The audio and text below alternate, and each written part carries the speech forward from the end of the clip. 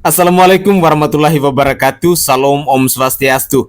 Namo Buddhaya, salam kebajikan dan salam sejahtera untuk kita semua. Saudaraku sebangsa dan setanah air, para penonton kanal YouTubeku yang sangat saya hormati dan sangat saya cintai. Kali ini saya Sainai kembali lagi menemani pemirsa sekalian untuk mengupdate perkembangan dari kasusnya Pratiwi Novianti alias Teh Novi dan Agus Salim perihal uang donasi senilai 1,3 miliar rupiah itu. Informasi terbaru bahwa hari ini ada pertemuan mediasi antara Pratiwi Novianti bersama para kuasa hukumnya dan Agus Salim bersama para kuasa hukumnya. Tetapi yang sangat disayangkan, yang mengejutkan buat kita semua, di mana dari pihaknya si Agus Salim ini, mereka mengutus orang-orang baru. Jubirnya juga orang baru, kuasa hukumnya juga orang baru. Sedangkan si Farhad Abbas dan Agus Salim ini, mereka tidak datang dalam pertemuan mediasi ini. Disinilah timbul kecurigaan bagi kita masyarakat Indonesia, ataupun bagi kita yang selama ini mengikuti perkembangan dari kasus ini, bahwa sikap pengecut, tidak profesional, yang ditunjukkan oleh seorang Farhad Abbas ini memang sudah sangat keterlaluan. Bagaimana mungkin pertemuan mediasi yang kita anggap penting untuk menyelesaikan sebuah persoalan ini, tetapi seorang kuasa hukum seperti Farhad Abbas, dia tidak datang. Seorang Agus Salim yang adalah klien, dia pun tidak datang. Kira-kira bagaimana caranya untuk menemukan persoalan ini, untuk menyelesaikan persoalan ini, untuk menemukan benang merah? Kalau si Agus Salim saja tidak datang, kalau si Farhad Abbas saja tidak datang.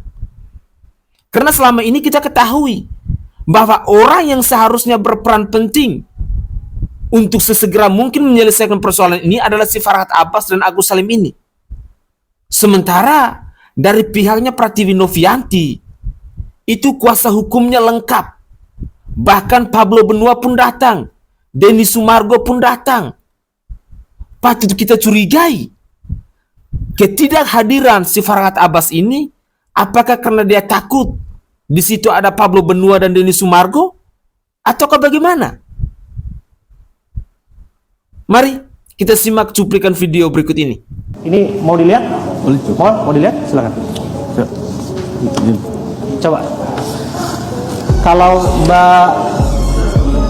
Mbak Marlina, oke, saya bisa lihat surat kuasanya? Kalau ada bentuk dokumen atau ada bentuk dokumen? Oke. Nanti sambil kita cek filenya, teman-teman, supaya jelas di sini. Jangan sampai kemudian apa yang dibicarakan pada hari ini dianggap tidak bermakna hanya karena orang berbicara itu ngambil di situ, ya, tidak ngambil pinggir jalan, sambil berjalan. kan nggak berbobot tadi, ketika dikira ngambil pinggir jalan.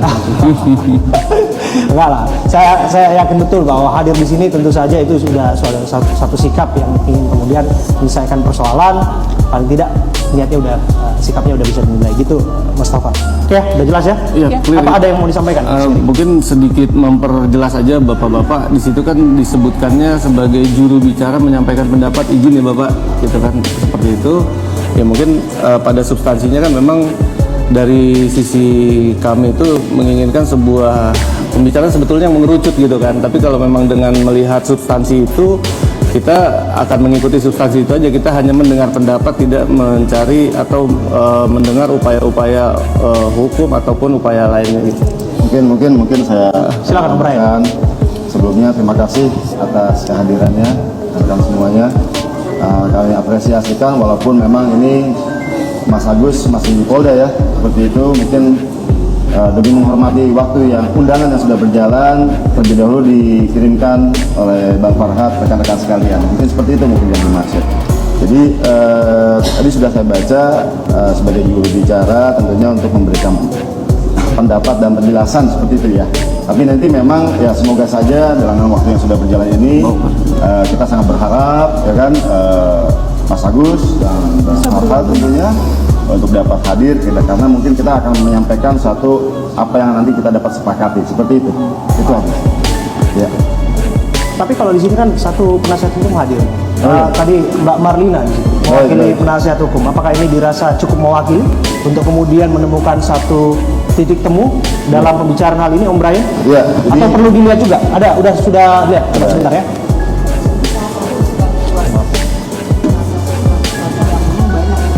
Oke, bentar. Hanya untuk formalitas. Oke. Emi Nur Mala ya? Oke. Oh ya, Marlina SH. Ya, ini memberikan kuasa dari Agus Salim ya dan Emi Nur Mala. Oh, berarti kuasanya Mas Agus dan Bu Emi istrinya ya. Boleh di zoom nggak teman-teman? Saya minta di zoom dulu deh. Bantu Agus seharusnya begitu. Seharusnya. Saya dengar dari Agus nggak ada perjanjian misalkan ya.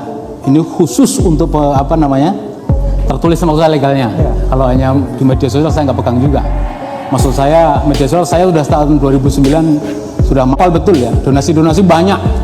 Nggak pernah ada yang ditahan polisi ya. Karena orang menggunakan, kalau ramai di media sosial ya. Ramai di media sosial ya. Artinya pro kontra, yang kanan ini setuju, yang sana nggak setuju, ada yang minta ditarik, membawa suara para donatur maupun yang donasi. Intinya mereka satunya ingin ini diusut, satunya nggak perlu, ini donasi kok, terserah yang pakai mau dipakai lah. Bedanya Agus dengan yang lain ini ada banyak. Kalau Agus ini masa depan udah nggak ada. Kalau saya yang buta disiram air keras, pikiran saya nggak hanya mata. Karena di dokter itu yang diobati meskipun yang sakit mata, satu badan dibawa ke rumah sakit secara kejiwaan. Ya, bukan hanya matanya dicopot atau kepala dipotong kemudian diobati, enggak, tapi satu badan jiwa dibawa. Oleh karena itu yang disebut sakit itu dua, secara psikis maupun secara fisik. Agus dua-duanya kena itu. Secara fisik matanya nggak bisa melihat, secara psikis nggak seperti saya yang cuma melihat di media sosial sebelumnya. Dia juga merasa nanti masa depan saya bagaimana? Saya nggak bisa melihat bagaimana saya sendiri sebagai seorang suami, jangankan mata nggak bisa melihat, ini paling fatal mata ini. Bapak-bapak mau menikmati seorang perempuan tanpa mata nggak bisa, bisanya pun mungkin 0,1%. Ini mohon maaf contoh nih. Agus punya suami, punya istri, punya anak. Begitu matanya nggak bisa melihat, yang dipikirkan bukan soal mata saja, bagaimana masa depan saya nggak bisa bekerja, masa depan istri saya bagaimana, siapa ngasih gaji, anak saya bagaimana. Jadi nggak seperti lawyer maupun saya yang semua juru bicara, tapi itu sampai ke jiwa raga dia rasakan. Oleh karena itu kalau tadi permintaannya adalah secepatnya diselesaikan, kami pun minta, dan intinya gampang, kembalikan uangnya ke Agus, selesai, semua cabut. Itu intinya gampang. Perkara nanti yang akan mempersoalkan Agus nanti berikutnya terserah, tapi sekarang ini kembalikan uangnya. Karena itu kan salah satu laporan yang kemarin yang dilaporkan ke Polda adalah karena seandainya nggak ada kata kita viralkan, no problem, nggak ada ancaman secara psikis. Itu ada kata kalau nggak hari ini akan lapor ke Dinsos, akan saya viralkan. Loh, kata viralkan ini sangat bahaya ini. Bagaimana mungkin mau memviralkan? Dasarnya apa? Kalau di media sosial terus saja bebas asal nggak melanggar ITE. Itu kuncinya. Begitu mau membongkar identitas, membongkar pelanggarannya. Mas, mohon maaf, ini orang bukan, kalau saya sendiri kena siram kayak gitu udah nggak kuat saya. Agus bukan orang berpendidikan seperti kita. Kalau kita menyepelekan dia kok nangisnya kayak dibuat-buat, ya seperti itulah modelnya. Kita melihat CCTV ketika disiram, ya dia seperti itu, kalimat-kalimat diucapkan seperti orang, mohon maaf ya, ngenyek-ngenyek, ya kayak dibuat-buat. Enggak seperti itu Agus. Jadi nggak, memang berbeda antara ketika ya saya disiram orang, mungkin saya akan pikiran saya cari pendamping hukum, PH. Tapi kalau Agus beda, dia nangis, dia minta tolong bantu saya Mbak Novi, tolong carikan. Itulah Agus. Berbeda dengan bapak-bapak yang di sini yang orang berpendidikan, berbeda. Saya dihantam, kalau kita lihat di TV itu dua orang saling ancam, dia nunggu dipukul, bukan dia mukul duluan karena ada aturannya kan. Kalau dipukul bisa lapor. Bisa lapor. Agus mungkin berbeda. Ini harus kita sadari. Jadi kalau mau cepat ini diselesaikan, kembalikan sisanya itu ke rekening Agus, nanti diurus lagi biar dia sampai sembuh. Tapi kalau dia nggak bisa sembuh, permanen, biar untuk hidup dia, itu membahagiakan dia secara hati nurani. Kalau kita hanya melihat fisiknya, Pak, mohon maaf nih, semua orang pernah menipu. Coba saya ingin ngacung, pernah nggak Anda betul pernah nggak sekali saja menipu? Lawyer sekalipun, mohon maaf ya, mohon maaf. Saya wartawan hampir 20 tahun, wartawan kriminal. Hampir semua penjahat maupun nggak penjahat, saya tanya pernah nipu nggak? Pernah. Nggak mungkin seumur hidup Anda nggak pernah menipu. Agus kebetulan di momen ini. Jadi saya khawatir Agus ini kalau disakiti terus di media sosial, sedikit-sedikit disoting Mas Densu, sedikit-sedikit Mbak Novi, sedikit. Agus nggak punya kemampuan itu. Ngelawan Agus itu gampang. Kok gituin terus mati dia. Maka masa depan dia, kehidupan dia, keluarganya, tolong dibantu. Oke guys, itu adalah cuplikan video di season pertama. Dalam cuplikan video di season pertama ini kita menyimak bersama-sama bagaimana seorang jubir dari si Agus Salim ini dia berapi-api, dia bersemangat mengklaim bahwa uang itu adalah miliknya dari si Agus Salim. Dia meminta agar uang itu harus diserahkan kepada Agus Salim. Benar-benar tidak tahu diri. Jujur, kehadiran mereka ini, khususnya PH dari si Agus Salim ini, bukannya mau mencari benang merah untuk menyelesaikan persoalan tentang uang donasi, tetapi menciptakan persoalan baru. Tampaknya mereka tidak paham bahwa uang itu adalah uang miliknya para donatur. Tetapi lagi dan lagi, mereka tetap berstatement, mereka tetap mempertahankan bahwa uang itu adalah miliknya dari si Agus Salim. Benar-benar si Farhad Abbas ini mengutus orang-orang yang bukan mau mencari penyelesaian persoalan ini, tetapi memperuvet persoalan ini. Saya sangat yakin dan percaya bahwa kehadiran mereka ini tidak menyelesaikan persoalan. Sekali lagi, kehadiran orang-orang yang diutus oleh Farhad Abbas ini tidak akan menyelesaikan persoalan, tetapi akan menambah persoalan baru. Inilah contoh konkret, hal nyata yang ditunjukkan oleh seorang Farhad Abbas, bahwa dirinya adalah lawyer yang tidak berkualitas, bahwa dirinya adalah lawyer yang tidak profesional dalam menjalankan tugasnya.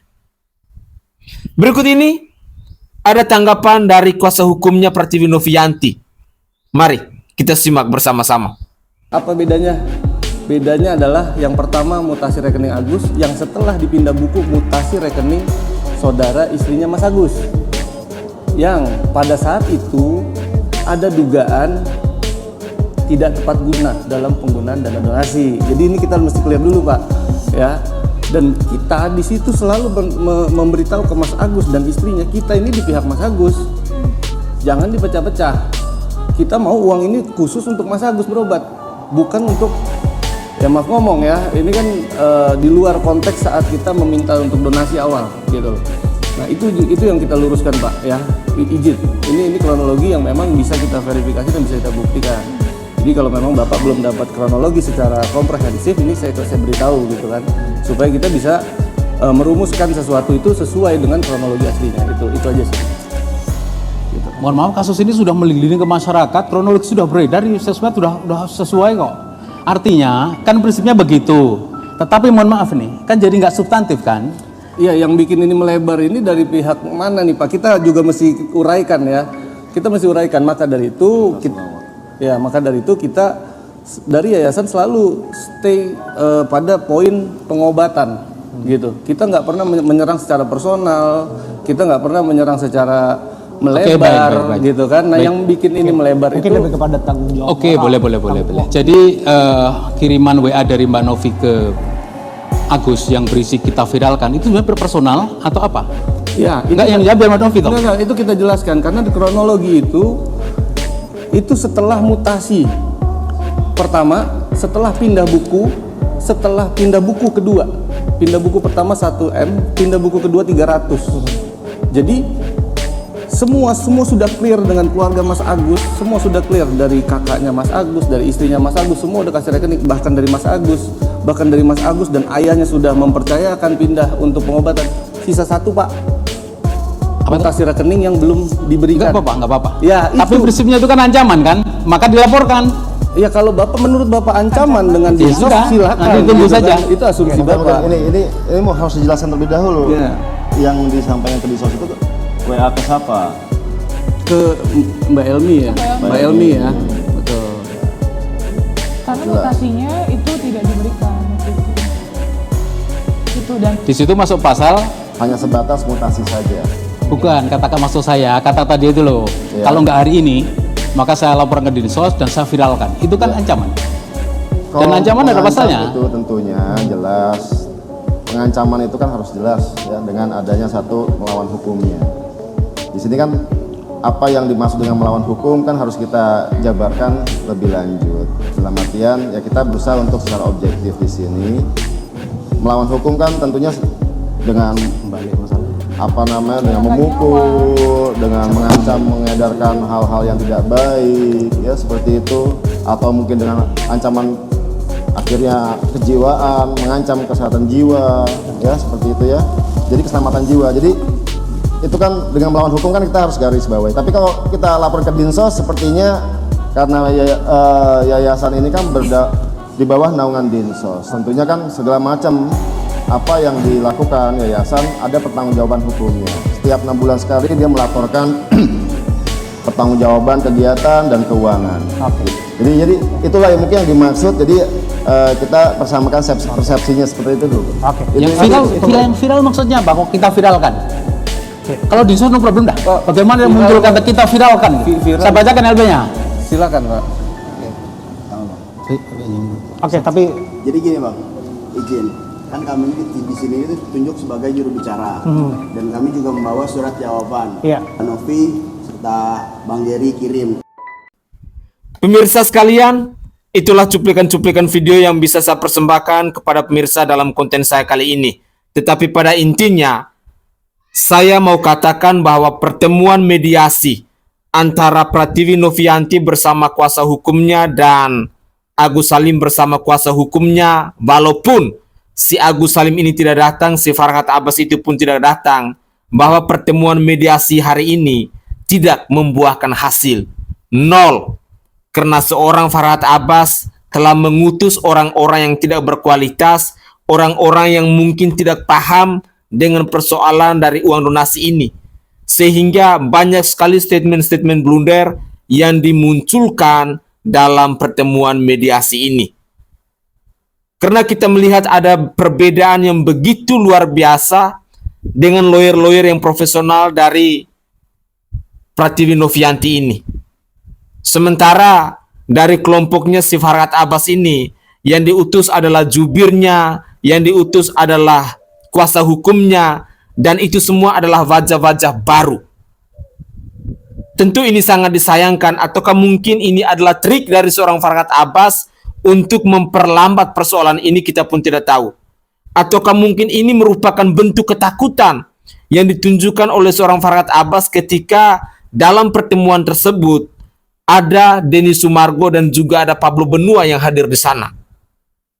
Sehingga patut kita duga. Semoga saja informasi dalam pertemuan mediasi di sesi pertama ini bisa berguna bagi pemirsa sekalian, dan secepat mungkin saya akan terus mengupdate terkait dengan pertemuan mediasi ini. Begitulah kira-kira.